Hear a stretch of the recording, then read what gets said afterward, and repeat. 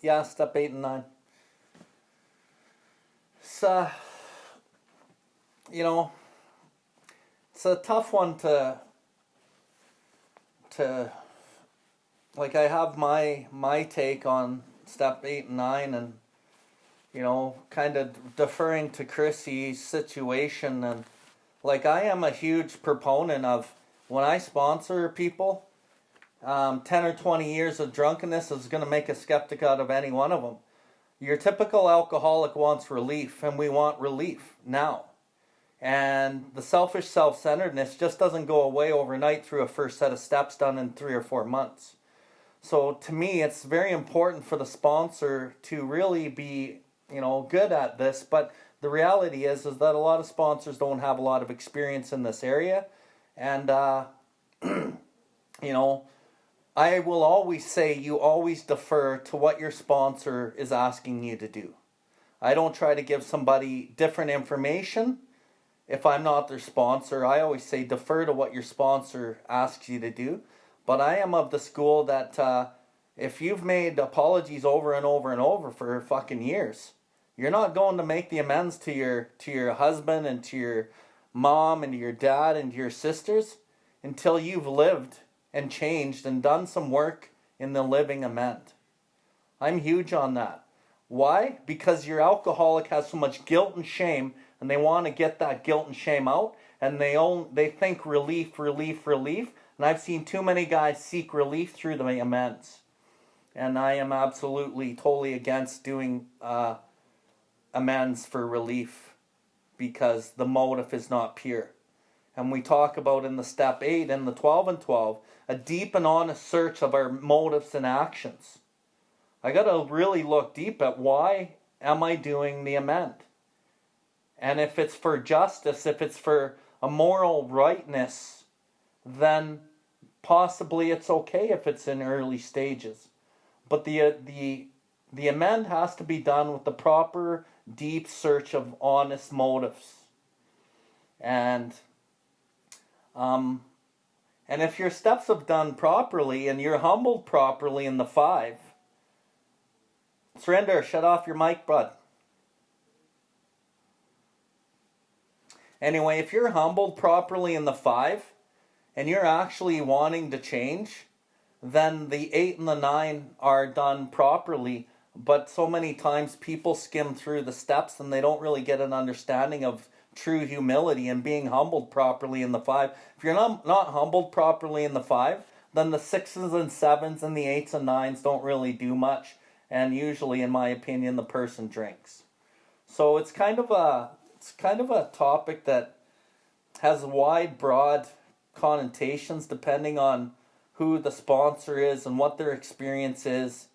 And the alcoholic is a complex individual, but the bottom line is they're selfish and self-centered. So I would always defer to whatever your sponsor tells you to do is what you do.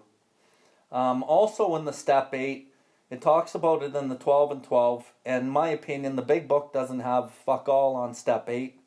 But what the good things are in the 12 and 12, it talks about, although restitution is paramount, it is equally necessary for me to extricate every bit of personal information about myself that I can to see these fundamental difficulties and the flaws. And why did I do these things? Where did these things happen? And it's part of the harms, right?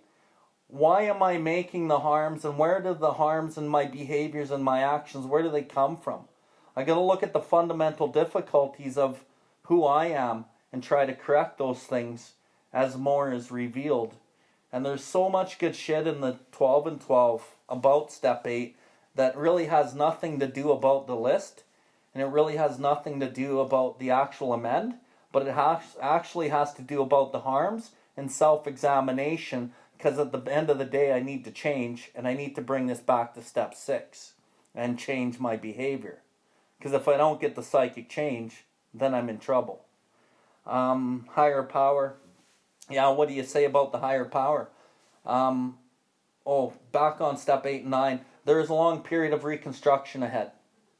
Yeah, the long period of reconstruction ahead isn't necessarily I'm repairing relationships. The long period of reconstruction ahead is me. I do the reconstruction. God, build with me, do with me as thou wilt. Please take away these difficulties so that victory over them may bear witness to those I will help. My relationships will rebuild when I get healthy, happy, and I'm living with my God consciousness. My relationships will take off if I rebuild who I am through my God consciousness and my willingness to start packing into the stream of life, love and kindness, and try to get into this fourth dimension. Because the fourth dimension, to me, is the goal. You know, and the fourth dimension is the God consciousness, the sixth sense, the guidance system that God gave me that I need to listen to, that's been blotted out by calamity, pomp, and worship and shit that I've been learning my whole life, right? So, I don't know, man. Higher power is just the bomb. I don't know what to say. Higher power is what the program's about. Higher power is what I'm trying to contact with. Higher power is what I need to run my life. Higher power is everything in this program. It's not about Alcoholics Anonymous. It's about higher power. How do I get there? I get there through the steps of Alcoholics Anonymous, and not through the theory, but through the actual directions and the implementation of self-sacrifice and unselfish constructive action. Well, I'll finish with this. We got the triangle in Alcoholics Anonymous, but there's another triangle. Clean house, help others, trust God.